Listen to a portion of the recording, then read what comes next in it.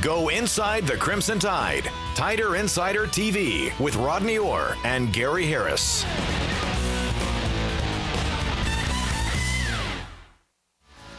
You know, I have some information, but at this point, I'll believe it when I see it. Is that fair? Can you read between the lines at all? You guys write. Do you read between the lines in what you write, or do you just...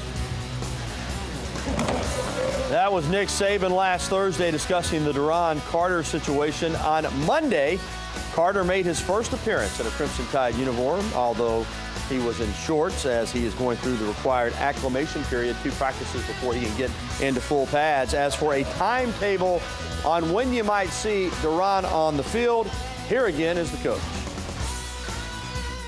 You know, we would put a plan into action to try to, you know, work him into shape.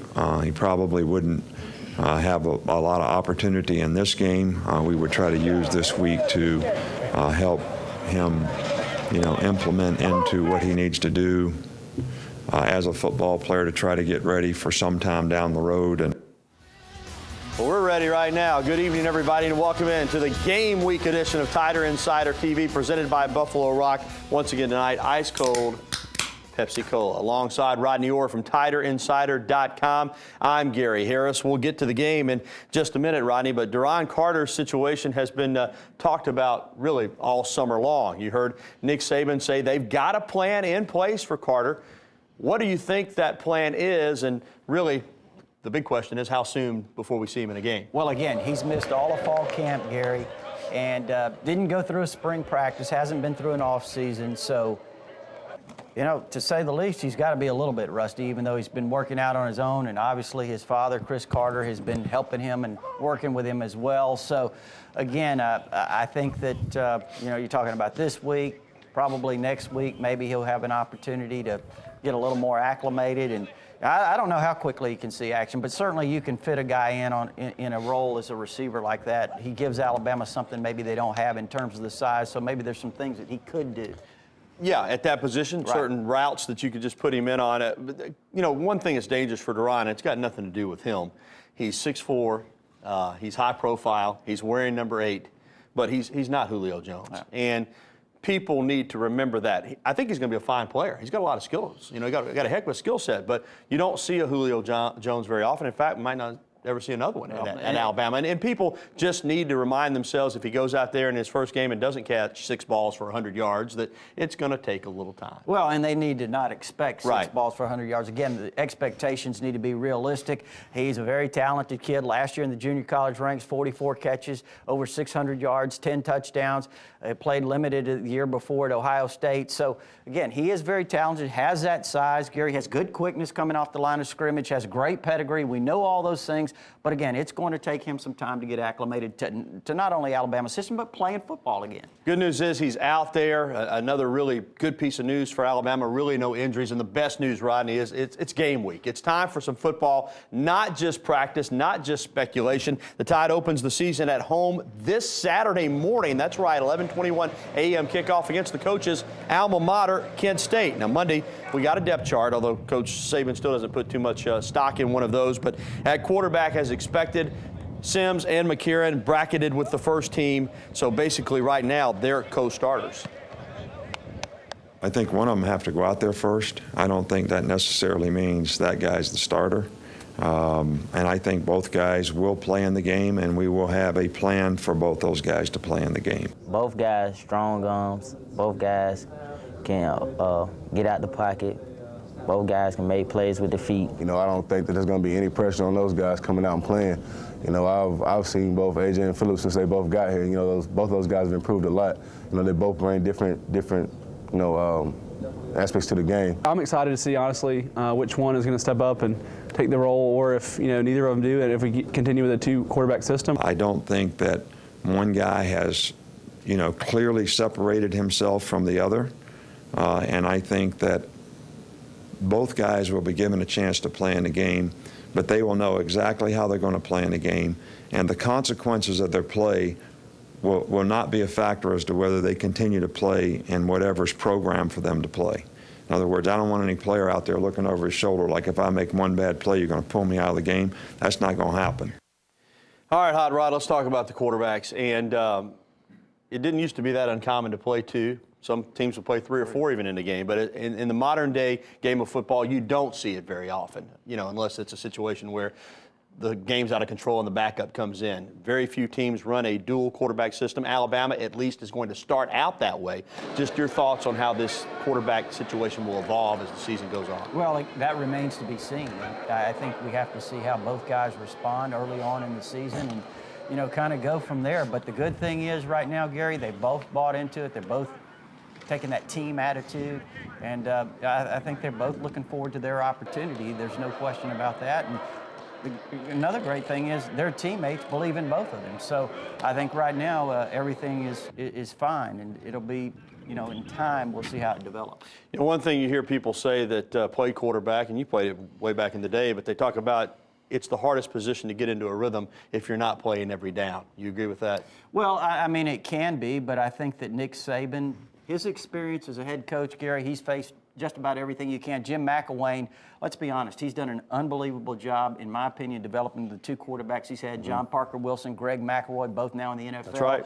He's done a great job developing those 2 guys. I don't think this will be an issue with him. I think he's done a really good job in preparing both of those guys, both mentally and physically, of what they have to do. And so, to be honest with you, I think if you're going to have a 2 quarterback system, I think Jim McElwain, Nick Saban, they understand how to make it work. That's right. Both of Saban's quarterbacks at Alabama in the NFL. There's a good chance both these guys will be at some point. Well, we're just getting started tonight on Titv. Later, we'll discuss more of the Tide's depth chart. Also still to come. So if you think like that, you're going to get beat. Nick Saban once again addresses the dangers of preseason expectations. Is the 2011 edition of the Crimson Tide mature enough to block out all the hype of being ranked 2nd in the country? Tider Insider TV will also be back taking your phone calls tonight, 205-348-WVUA. That's 348-9882. Or you can email us, titv@wvuatv.com. But up next, Nick Saban, Anthony Grant, and others gathered this weekend to remember those lost in the April 27th tornado. A very touching story. We'll take you there when Tider Insider TV returns. On an absolutely gorgeous, serene evening in Tuscaloosa, the University of Alabama community gathered to remember those lost in April's tornado. Sunday at Palmer Lake, Nick Saban, Anthony Grant, and others participated in the U8 Remembers program. The coaches discussed the tragedy and talked about moving forward. How we can serve others. The outpouring of gifts, time, and supplies from the UA students, employees, and the alumni in the aftermath of the April 27, 2011 tornado that struck Tuscaloosa was overwhelming. And I think this should be a lesson to us all, that we should help others. We should not need a tragedy to inspire us to try to help others. We should serve other people all the time. You cannot be a leader and affect other people if you're not willing to serve other people. Who was the greatest leader of all time? Was it Julius Caesar because he almost conquered the world, or Alexander the Great? I would think that it was probably Jesus Christ, who had no army, had no power. All he did was serve other people and set an example, and now a lot of people in the world are Christian that follow what he said and what he did. But that should be an inspiration to all of us to really use our lives to affect other people in a positive way. And it certainly meant a lot to everybody for Coach Grant and Coach Saban to be on hand for that ceremony. And UA is planning to honor the emergency workers and first responders that helped the cleanup and the outbreak of, helping folks out right after the tornado during that first football game on Saturday before the Kent State game at Bryant-Denny Stadium. So that'll be a special day outside of football as well. Well, coming up on Tider Insider TV, your phone calls and emails. It's time to hear from you in just a little bit. 205-348-WVUA. That's 348-9882. Or you can email us, titv@wvuatv.com. And don't forget about Tider Insider Radio. I'll tell you what, it's taking Alabama by storm. Every Wednesday night from 6 to 8, there you see our affiliates along the Tider Insider Radio Network. You can also listen to us streaming live at 977thezone.com. That's Tider Insider Radio. Tomorrow night, 6 o'clock, along the Tider Insider Radio Network. About the depth chart, but Blake Sims isn't on there. Is he still being used in the same way he's been used, and has he had a good? Well, he should be on there. This is Jeff. You know how I am with depth charts. This is Jeff's depth chart. That's why I don't like depth charts. So as soon as you admit a guy, it creates a problem. So we make him a write-in candidate? That was Nick Saban yesterday at his football press conference, having a little fun with the Director of Football Media Relations, Jeff Puritan. In all seriousness, though, there was a depth chart, and really not many surprises, Rodney. We're going to run down a couple of things that caught our attention. Indeed, Barrett Jones will start out at left tackle, but Cyrus Kwanjo, the freshman, is right there, and Coach said yesterday there may be times that Barrett moves inside to guard. You know, back in the summer, we talked about this possibility, Gary, and I mentioned don't be surprised if they did that, if Kwanjo did happen to develop quickly enough to play at left tackle, that maybe Barrett wouldn't slide to right guard, but would go to left guard. Of course, he started at right guard the past 2 years, and now it looks like that's a possibility because he did a tremendous job last year, kind of a settling effect that he had on DJ Fluker. If you remember, DJ was kind of in the same situation last year as we approached the season, was a redshirt freshman, but had a real settling effect on him, helped him out, and I think that if Kwanjo were to develop at that left tackle spot to play quite a bit, then you could see Barrett at left guard. Darius Hanks, senior starting receiver, will miss the first 2 games against Kent State and Penn State. DeAndrew White listed #1 on the depth chart. And again, Hanks is out, but White's pushing for playing time regardless of what the situation is. Gary, there are some who think, and again, all due respect to Mays and Hanks, they're certainly got to have the experience, but when you're talking about just ability, DeAndrew White may be the best wide receiver on this team before the season's out. I think he's grown, he's bigger, he's physical, he's got great speed, he has the ability to make things happen down the field, and he's going to be very exciting to watch. He's from the state of Texas, outside of Houston, and he made a lot of big plays in high school, and he brings that ability here to Alabama. At defensive end, we've heard great things about both the junior college transfers, Quentin Dial and Jesse Williams. We wondered, though, if either one would start.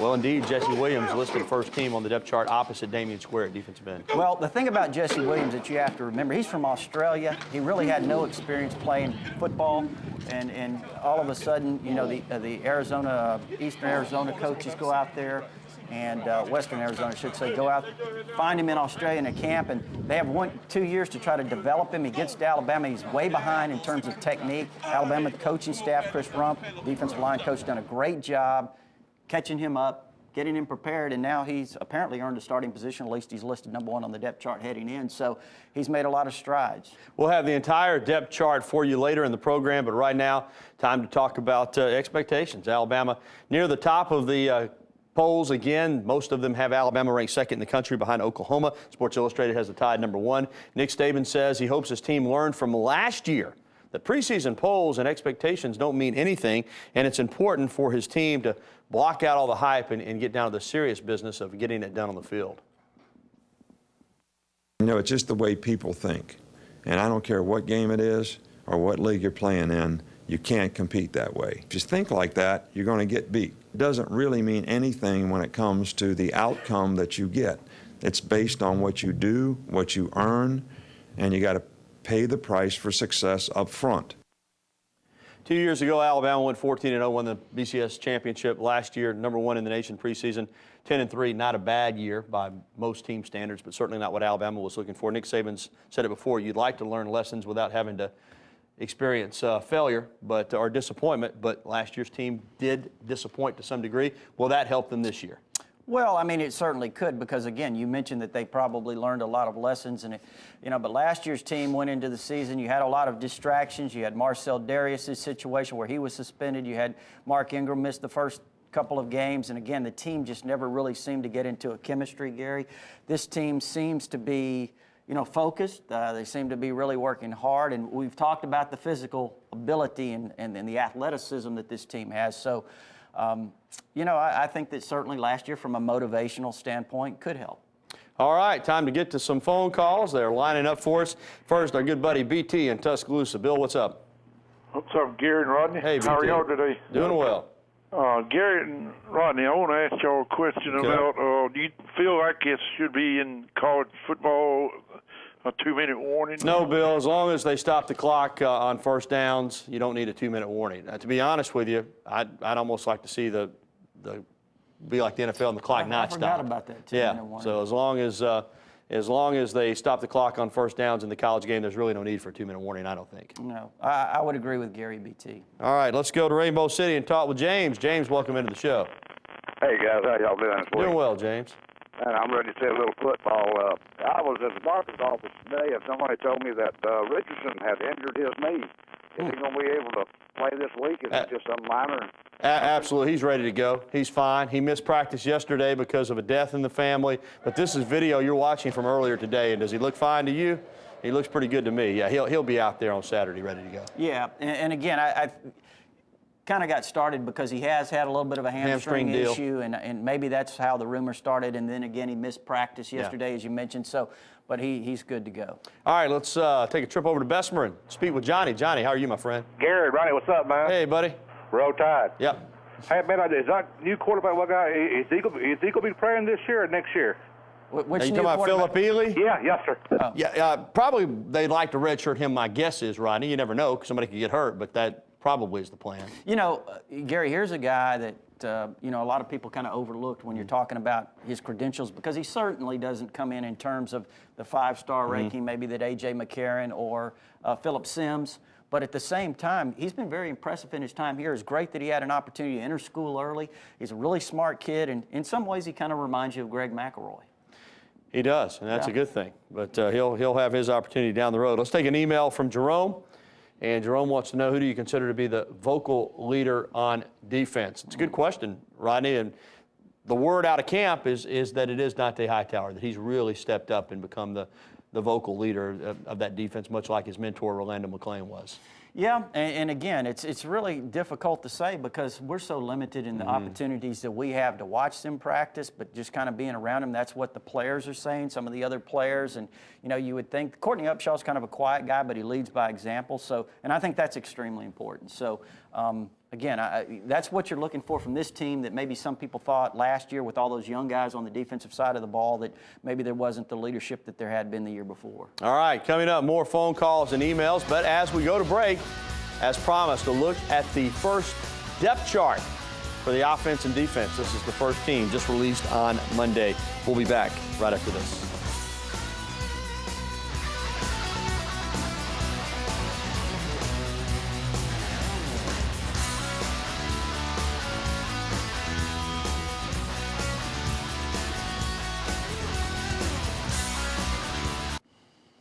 You know, the locker room is a Tuscaloosa tradition located on the University Strip. The locker room has been around since 1964. That tells you they're doing something right. They're the home of the finest menswear around, including the original elephant wear. Love that tie you got on tonight, by the way, Rodney. The good folks at the locker room, Alex Gatewood and Company, will take care of you. You can go in Monday through Saturday, or you can check them out online at www.locker-room.biz. Browse their inventory, even order some of the original elephant wear and more right off the internet.